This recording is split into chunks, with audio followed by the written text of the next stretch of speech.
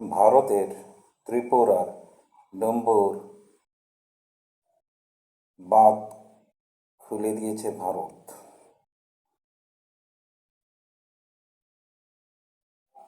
এতে বাংলাদেশের বেশ কিছু এলাকা প্লাবিত হয়েছে।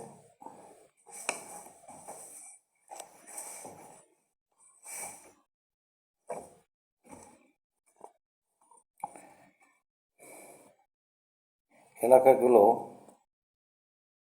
কুমিল্লা, নোয়াখালী, ফেনী, লক্ষ্মীপুর, হবিগঞ্জ, মৌলভীবাজার, চট্টগ্রাম, খাগড়াছড়ি। প্রাকৃতিক দুর্যোগ দিয়ে ভারত চাইছে বাংলাদেশকে কোণঠাসা করতে, প্রতিশোধ নিতে, বিচলিত করতে এবং বিচলিত হওয়ার মতো পরিবেশ তৈরি করেছে। বাংলাদেশের জনগণের জানমালের উপর হুমকি তৈরি করেছে। জনগণের জানমালকে রক্ষা করতে হবে, এই দায়িত্ব আমাদের।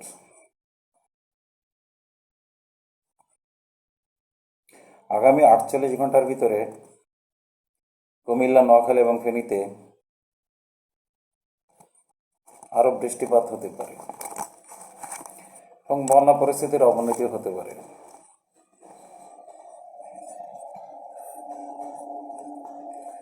তো এই বন্যা পরিস্থিতির অবনতি যতটা না হতো, তার চেয়ে এই বাঁধ খুলে দেওয়ার জন্য আরও বেশি পরিমাণ হলো।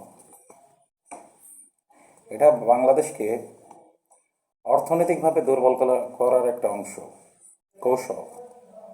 কীভাবে এদেশের অর্থনীতি ধ্বংস করা যায়, বাংলাদেশ যাতে ভারতের ওপর নির্ভরশীল হয়ে পড়ে এবং ভারতের পাচাটা গোলামে পরিণত হয়, সেটাই তারা করার জন্য ব্যস্ত। এতে আমাদের বিন্দুমাত্র বিচলিত হওয়ার দরকার নেই।